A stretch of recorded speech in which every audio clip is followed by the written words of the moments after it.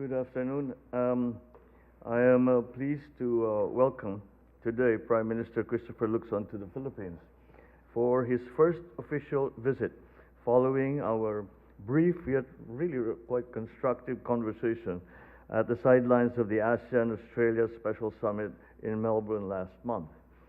Prime Minister Luxon is no stranger to our country, as you have visited our country many times as part of your work in the private sector.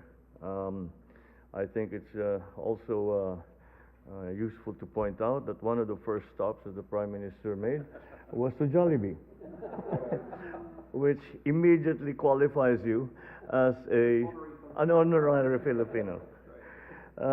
Now you're back in Manila as part of the maiden engagement in Southeast Asia, and I sincerely hope that you will enjoy your stay and work with us towards elevating the level of friendship and cooperation between our two countries.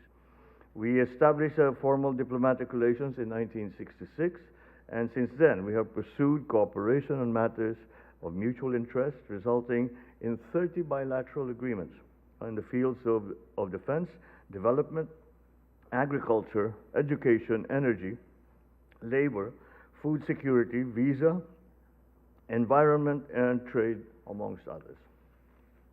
Throughout the decades, we have remained committed to this friendship through a trade relationship with immense untapped potential, a strong commitment to international law, and a robust people-to-people tie.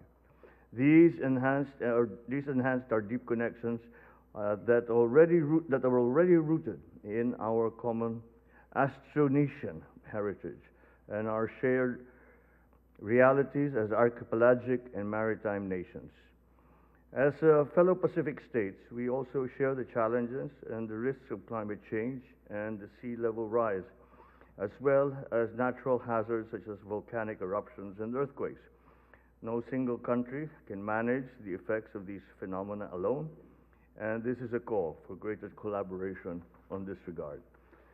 So as mature democracies and responsible states, both our countries uphold similar values, including our shared respect for international law, such as the 1982 United Nations Convention on the Law of the Sea, and respecting and upholding the rule of law is a matter of concern, not only for the Philippines and New Zealand, but absolutely, certainly, the rest of the international community as well. Underscoring our Pacific friendship is the strong people-to-people connection between the Philippines and the Kiwis. The 100,000 Filipinos in New Zealand continue to contribute immensely to both our countries' economies and our societies. So I take this opportunity to emphasize the intent of the Philippines to continue working with New Zealand on promoting regional peace and security and in safeguarding the rule of law under the framework of international law.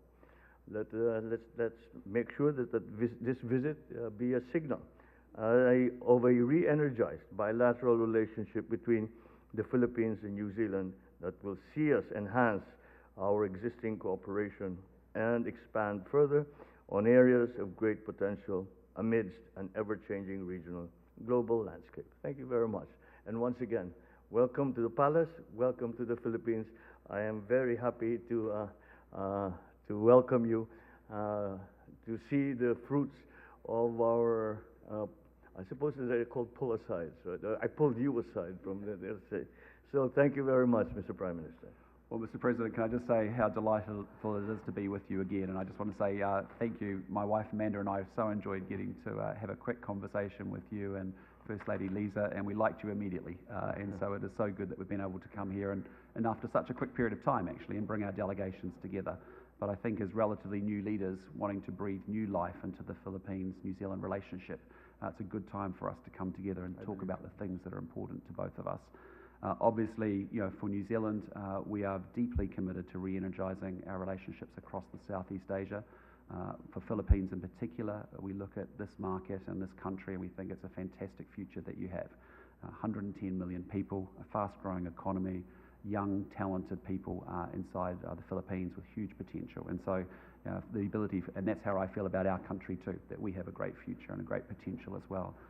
So we are really looking forward to talking with you further about how we deepen our relationship.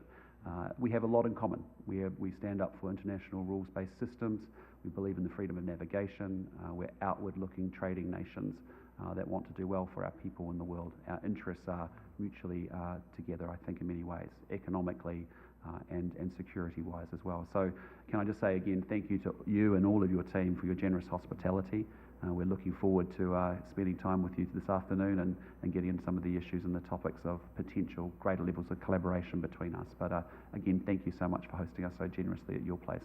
And I think you're an outstanding tour guide, as you explained the palace history to me. And also, yes, it's okay if the dinner tonight doesn't have Jollibee. I've had my fix for the day. So thank you very much. Thank you, Mr. Prime Minister.